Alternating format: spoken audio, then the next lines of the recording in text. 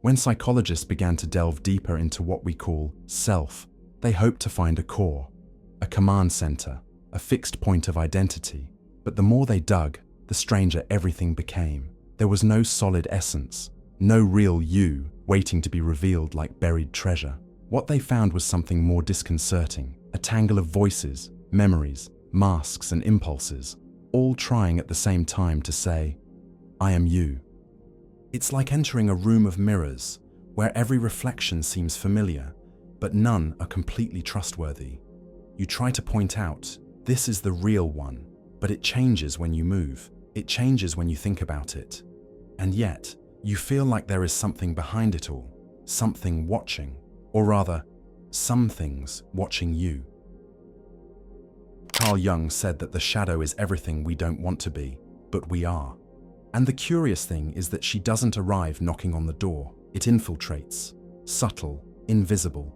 You are living your life normally and suddenly you feel an unnamed discomfort, an untimely irritation, a crossed thought. The shadow doesn't scream. It manifests itself in whispers, in the impulses you repress, in the words you don't say, in the judgments you make of others, which deep down are echoes of parts of you that you can't bear to see reflected. From childhood, you learned that certain emotions were not welcome. Anger, envy, sadness, vanity, desire. You swallowed them, disguised them, hid them, and they accumulated in a dark corner of his psyche. Jung called this the shadow, not because she was bad, but because she lived beyond the reach of the light of consciousness. Everything you sweep away from the identity you want to sustain, everything that doesn't fit into your socially acceptable version, goes there. And the more you try to keep that image clean, pure, controlled, the more strength the shadow gains. It begins to visit you in your dreams, in explosions that you don't understand, in mistakes that are repeated, in people that you say you hate, but that somehow you can't stop watching.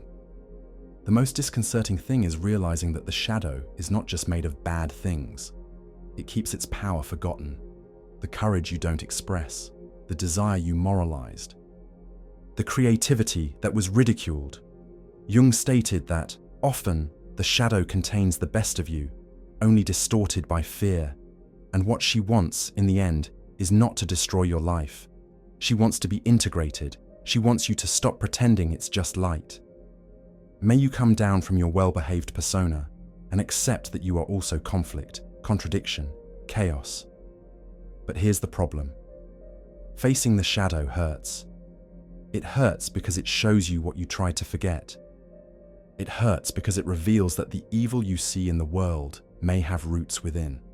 It hurts because it dismantles the idea that you are a simple being, when in fact, you are a maze. Still, it is precisely in this confrontation that the true transformation begins.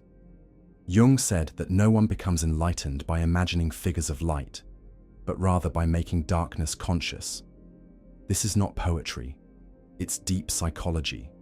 It's soul work. And the more you try to avoid this plunge, the more the shadow acts between the lines. She disguises herself as justice, of opinion, of rationality. But deep down, she is the injured child, dressed as an adult. It's the scream that has never been heard, the tear that dried alone, the instinct that was suffocated until it became armor. If you don't look at it, you will project it onto others. He goes to fight it outside, without knowing that it was always inside. But if you have the courage to face it honestly, you won't just see what was hidden, you'll also see what was missing, because the shadow is not just what you fear. She is also what you can be, but haven't yet had the courage to become. At some deeper point in your existence, where not even your thoughts can reach, there is something that does not change. You felt it, maybe for a second, in childhood, while looking at the sky without understanding what time was. Or that strange moment when everything stopped, and for a brief moment, you were nobody, just presence. Carl Jung called this self. It's not your enhanced ego. Are you not more confident, more resolved, more successful? The self is not a goal that you achieve. It is a presence that was always there, waiting for you to be silent enough to notice it. He doesn't shout. He doesn't need to justify himself. He just is. Like a silent fire in the center of the psyche, warming every part, even those you have exiled. Jung said that the self is the center and totality of the psyche, the bridge between what you know and what you don't yet know about yourself. He doesn't choose sides between light and shadow. It is the space where all its parts can coexist without war. And maybe that's why so many people avoid it. Because if the ego is the commander of the surface, the self is the calm abyss that dissolves the command. He doesn't want to control or show off. He just wants you to stop pretending to be half. But to get to him, something has to die. Attachment to the image, the need to be right, the armor that the ego built to be loved. This is why the encounter with the self is not pleasant at first. It confronts you with the truth that your name, your status, your past, they're just layers. And yet, there is something deeply familiar about him. As if you had been waiting for this reunion all your life. As if every mistake, every search, every loss was just a way back. Jung believed that the most important journey in life was this: individuation. Don't become special, but become whole. And no one can do that for you. It's lonely work, but not in the sense of being alone. Lonely like someone who listens to an old song that no one else hears, and yet dances. Because at the end of the day, the self demands nothing of you. He just hopes you remember, which was always more than you thought. You weren't born knowing who you were supposed to be. Someone showed, someone pointed out. From an early age, you learned that certain parts of you were welcome and others were not. You learned to smile when you were angry, to stay silent when you wanted to scream, to appear strong even when everything in you wanted to collapse. And little by little, something took shape.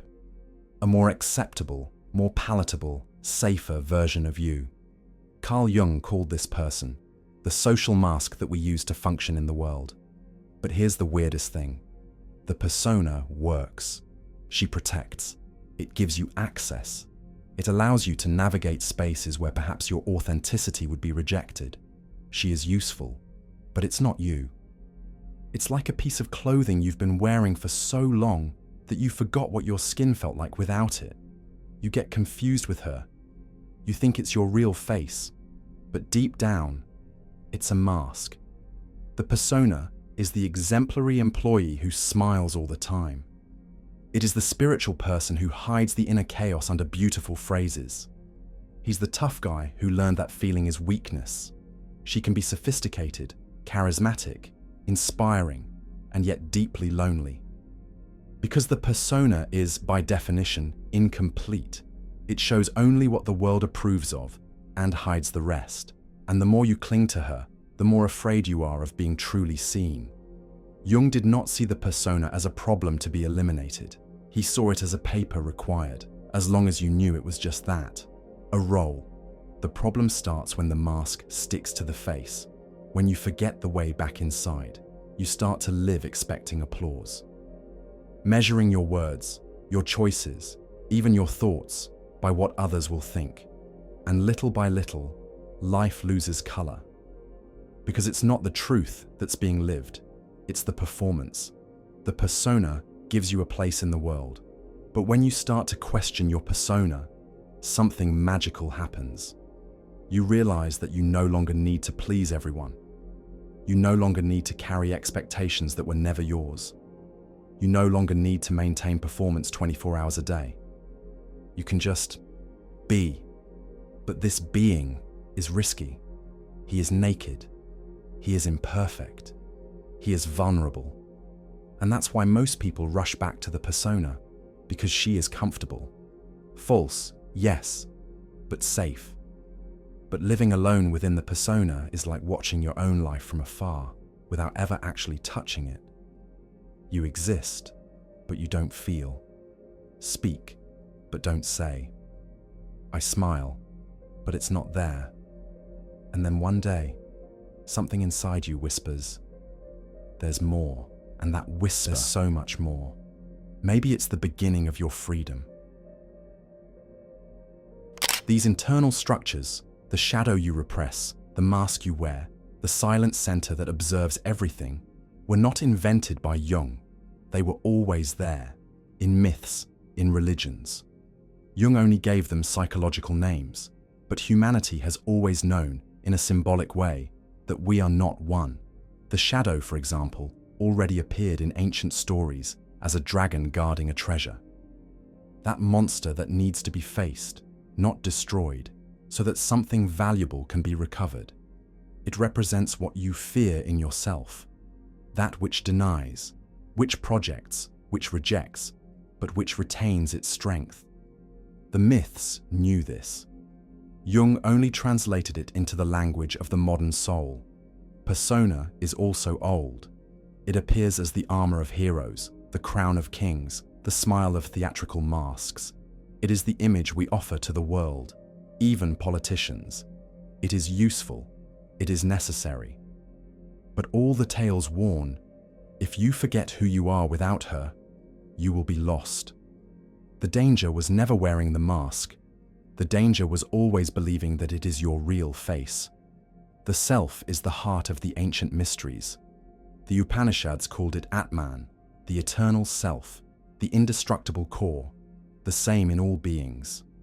Alchemists sought philosopher's stone, symbol of totality, of the integration of all opposites. In Buddhism, he is the no-I silent. In mystical Christianity, it is the kingdom of God that is within. The journey of integrating shadow, persona, and self has never been new. She just changes her clothes with the times. And if today we call it deep psychology, yesterday it was called initiation, purification, awakening. Ancient traditions were not concerned with diagnoses. They wanted to bring the human being back to totality. They knew that pain is born of division, that neurosis is not a sign of weakness, but of rupture. Something fragmented, something got lost along the way. Jung saw this, and that's why his work goes beyond the clinic. He touches the sacred. It points the way back not to an idealized version of you, but to an entire, more imperfect perhaps, more contradictory, but alive and real. And in this process, you discover that what seemed to be just psychology, it was also spirituality. It was also mythology. It was also the forgotten wisdom of those who came before, and who never stopped speaking, only changed languages. Its interior architecture is not a mistake. She is a map, and archetypes are the markers of this territory. They show where you are, what you are avoiding, and what is ready to emerge. The question is no longer whether you have a shadow or a mask or a center. The question is, are you willing to go through all this to finally find yourself? You don't need to become someone new. You just need to stop running away from who you already are. The journey back to wholeness doesn't start with a big leap. It starts with silence, with a pause, with that moment when you, for the first time in a long time, it doesn't try to be anything. Carl Jung called this process individuation, not as the enhancement of the ego, but as the return to a wholeness that has always been there, waiting for all parts of the psyche to reunite. It's not about overcoming the shadow, nor abandoning the mask, nor capturing the self. It's about look at all of this, without rushing, without defense, without filter. The shadow needs to be recognized, not eliminated. The persona needs to be used consciously, not as a hiding place, and the self needs space. You don't reach the self by force. You allow it to appear when the inner war begins to cease. But how to do this? In a world where every second demands performance, where every gesture is an attempt to prove something to someone. The answer is simple, but it's not easy. You need to learn to listen, listening to the discomfort when smiling when you don't want to. Listen to the emptiness that appears when the mask falls. Listen to the impulses you tried to tame. Listen to the fatigue of the ego, which is exhausted from maintaining an image. And then, listen to what's there below from that. the silence, the presence, that which observes everything without identifying with anything. It's like stopping fighting the current and for the first time float. You begin to realize that you don't need to control every thought. You don't need to correct every emotion. You don't need to justify your existence. The return to wholeness happens when you let all your parts occupy the same space, without judgment. This doesn't happen all at once. It's like learning to walk again after years of limping inside. You will stumble, go hide again. You'll want to run. But if you keep coming back, something changes. Little by little, you will become more transparent to yourself, lighter, more whole. That's the job. And that is also the miracle. The idea that you need to be perfect to be loved dies. The idea that only the beautiful side deserves to exist melts. The idea that you always need to be right loses its meaning. And in its place, something much truer is born, a silent respect for everything you are, including what you thought you could never accept. Returning to wholeness does not require you to abandon the world. It demands that you stop abandoning yourself. May you feel with your ghosts, your masks, your wounds, and stay there, without needing to win. No need to run away. Just stay, and let in this whole being you start to remember.